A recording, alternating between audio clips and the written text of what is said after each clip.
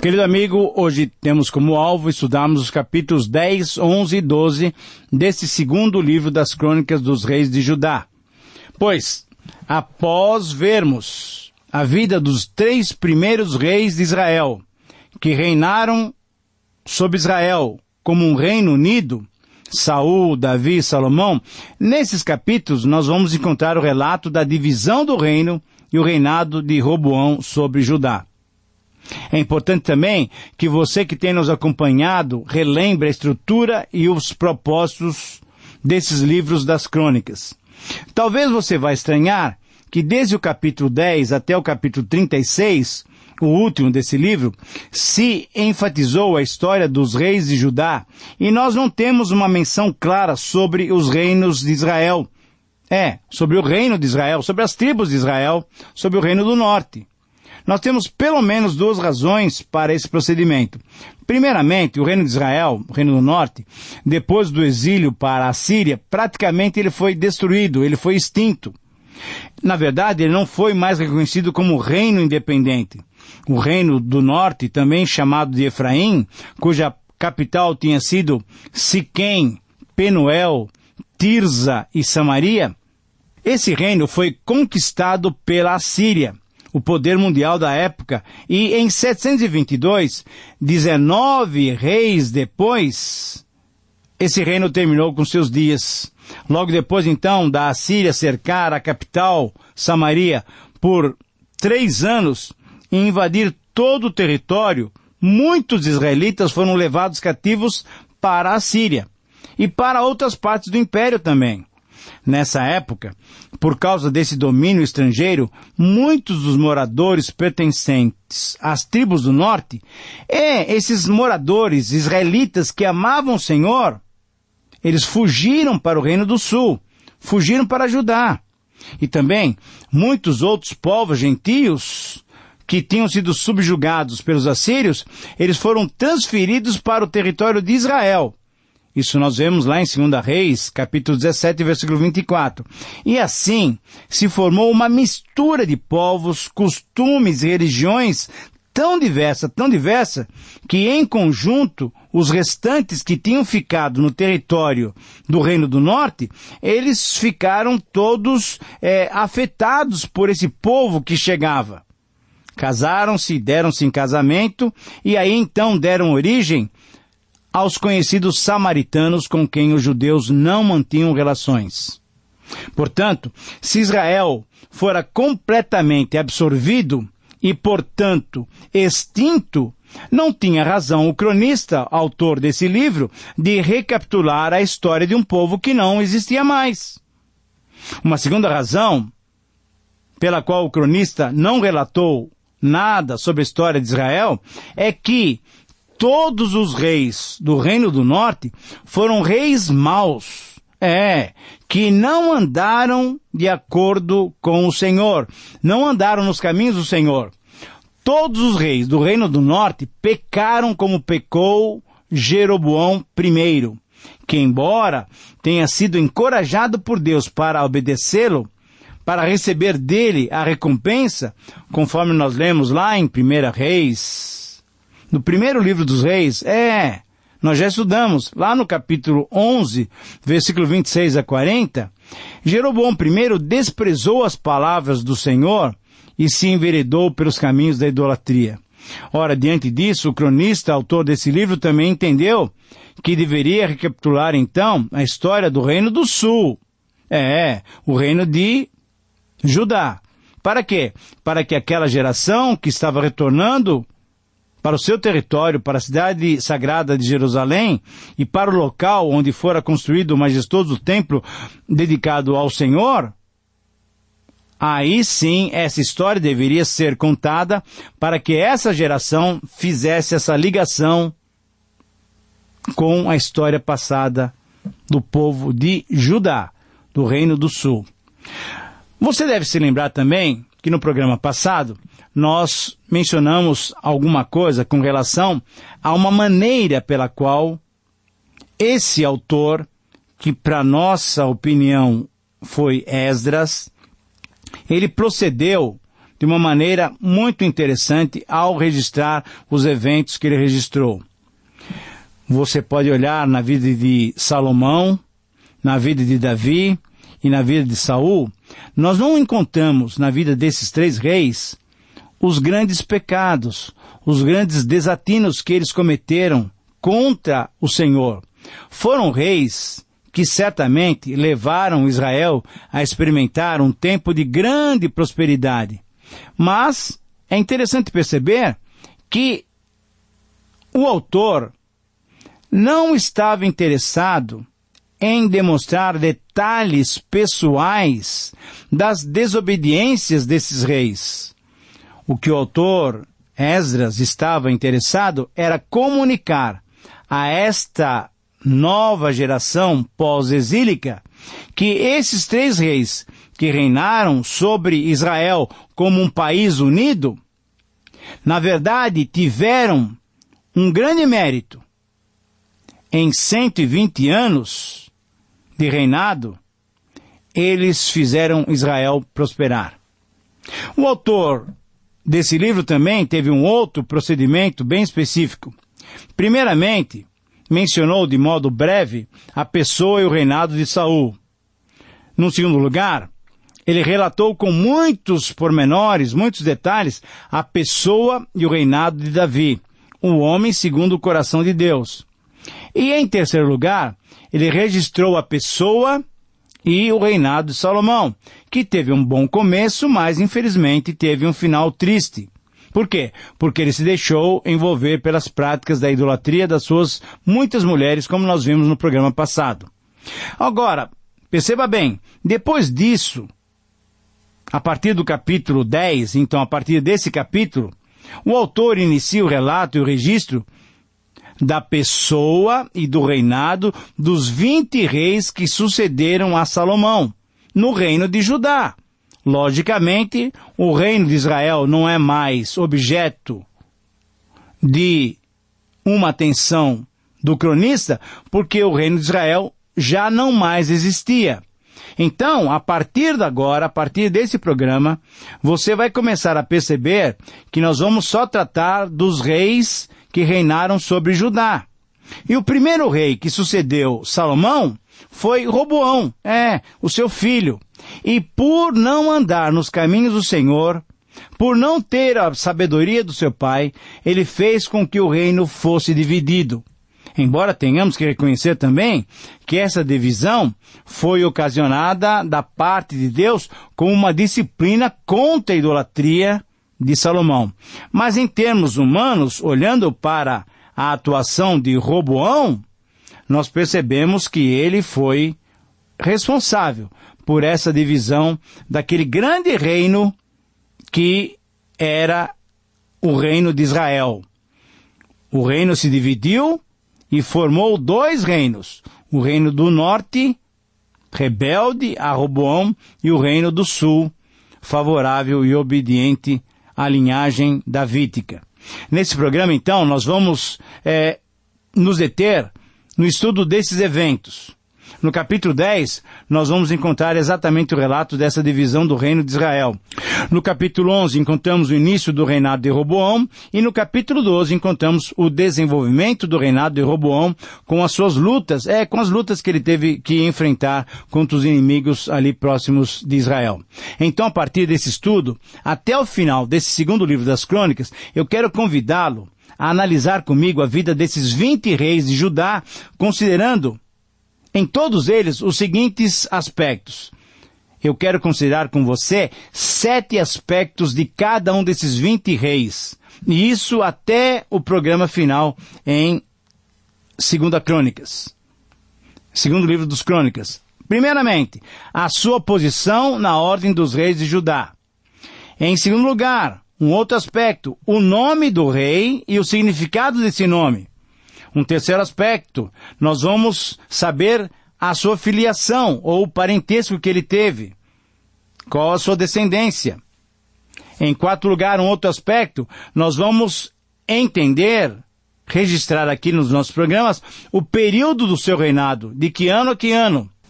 Em quinto lugar, nós queremos registrar também quais foram os profetas que estavam atuando na época do seu reinado. Em sexto lugar, quais os principais eventos que aconteceram naquele período em que ele reinou sobre Judá. E em sétimo lugar, nós vamos perceber a definição do autor bíblico sobre o seu reinado, se foi um bom ou um mau reinado. Então eu quero convidá-lo a olhar comigo a vida desses 20 reis de Judá, considerando esses 7 aspectos, para que então, uniformemente, nós possamos ver exatamente como é que eles foram, como é que eles desenvolveram o seu reinado. Antes de começarmos, eu quero dar uma pequena dica para você. Dos 20 reis, nós tivemos 8 reis bons. Mas a maioria, 12 reis, foram maus, considerados maus diante do Senhor. Mas vamos estudar, vamos aprender algumas lições sobre esses reis. Então, nesse primeiro programa, em primeiro lugar, eu quero considerar com você o capítulo 10, onde nós encontramos o relato da divisão do reino de Israel. E aí eu quero propor para você o seguinte título: As causas ou a causa da divisão do reino de Israel. Porque ele não tinha a sabedoria do seu pai, por ser inexperiente, por ouvir o conselho dos mais jovens, e porque estava decretada essa divisão pela disciplina do Senhor, a divisão do reino de Israel aconteceu, dividindo então o povo de Israel em reino do norte e reino do sul. Roboão estava reinando no lugar do seu pai, Salomão. O princípio que nós podemos aprender, que pode ser aplicado para as nossas vidas, pode ser assim expresso: temos que ficar atentos, pois a imaturidade pode causar divisão no conjunto do povo de Deus. Querido amigo, não pense só em Roboão, em Israel, na divisão do reino. Tente aplicar essa verdade para você. Temos que ficar atentos, pois a imaturidade pode causar divisão no conjunto do povo de Deus. E nesse capítulo 10, nós vamos ver 5 razões pelas quais a divisão no povo de Deus se estabelece. A primeira razão se percebe no pedido não valorizado. Você sabe, você deve ter lembrança do que nós já estudamos alguns programas passados, quando estudamos os livros dos reis, que aconteceu o seguinte: Salomão dirigia Israel, construindo o templo e todo o conjunto de palácios e edifícios governamentais naquelas cidades que ele edificou, e com isso o povo de Israel sofreu. De que maneira? Sofreu pagando altos tributos, altos percentuais de impostos.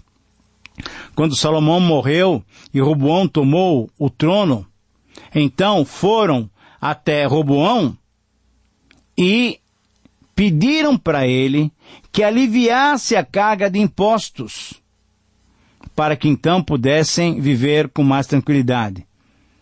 Jeroboão, filho de Nebate, foi então porta-voz. Falaram com Roboão e reclamaram, abriram o coração. O teu pai, Salomão, o nosso rei Salomão, fez duro o nosso jugo. Alivia de nós, então, esse jugo. O seu pai tinha nos pressionado com muitos impostos.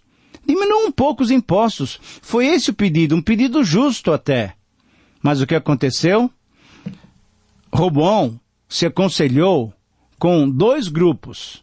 O primeiro grupo foi o grupo dos que já tinham servido a Salomão, um grupo dos mais velhos, dos anciãos, e disseram: Roboão, se você for afável para com eles, eles vão te servir. Era essa a promessa de Jeroboão. Mas também, Roboão se aconselhou com o grupo dos mais jovens, que haviam crescido com ele. E eles falaram: Roboão, nada de dar ouvido a esse pedido. Se o teu pai foi duro, diga-lhes que você será mais duro ainda. Uma terceira razão pela qual houve a divisão se percebe então nessa dura resposta que Roboão deu a um pedido honesto, a um pedido correto. Nos versículos 12 a 15, nós encontramos essa resposta dura que Roboão deu. Ele falou-lhes conforme o conselho dos jovens. Ora, o que aconteceu? Uma revolta. E por isso, então, em quarto lugar, uma quarta razão por essa divisão se percebe na indignação de uma resposta mal dada. Uma resposta mal criada. Versículos 16 e 17, nós vemos que houve o quê? Uma rebelião das tribos do norte contra o rei Roboão, que estava assumindo ali estava assumindo o trono de Israel.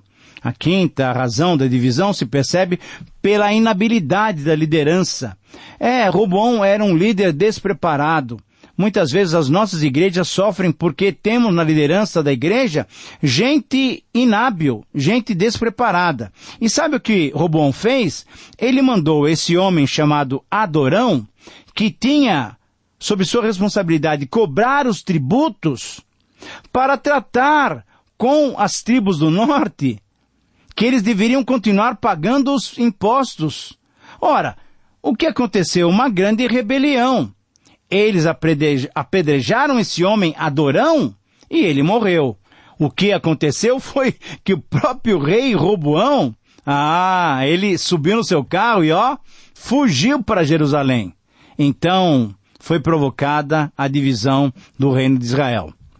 Muito bem, olhamos então para o capítulo 10, o capítulo 11, e agora, no capítulo 11, nós destacamos essa sequência daquilo que Roboão provocou. Como título desse capítulo, então, eu quero sugerir essa frase, a insensatez e as suas consequências. Numa atitude ainda impensada, Roboão quis fazer guerra contra as tribos do norte. Mas graças a Deus, podemos ter o seguinte princípio para orientar as nossas vidas. Somente quando obedecemos à voz de Deus, evitamos a insensatez. Anote essa frase em algum lugar que você possa anotá-la. Somente quando obedecemos à voz de Deus, evitamos a insensatez e as suas consequências. E exatamente o capítulo 11 vai nos mostrar 5 consequências que podemos obter ao obedecermos à voz de Deus. No versículo 1, a primeira consequência é não dar vazão aos nossos direitos e aos nossos desejos. Então, Roboão quis reunir uma tropa de 180 mil soldados para lutar, porque ele queria dar vazão aos seus sentimentos, aos seus direitos. Mas, graças a Deus, uma segunda consequência, quando ouvimos a voz do Senhor, é obedecer. E quando obedecemos, nós evitamos a insensatez. A palavra do Senhor veio através do profeta Semaías. Semaías era um dos homens, profetas de Deus, que não escreveram, não registraram as suas profecias. E ele disse, o Senhor está proibindo. E graças a Deus, querido amigo, Roboão obedeceu e não lutou contra o restante de Israel. Por isso, a terceira consequência é desenvolver bem a nossa responsabilidade. O que é que então Roboão fez?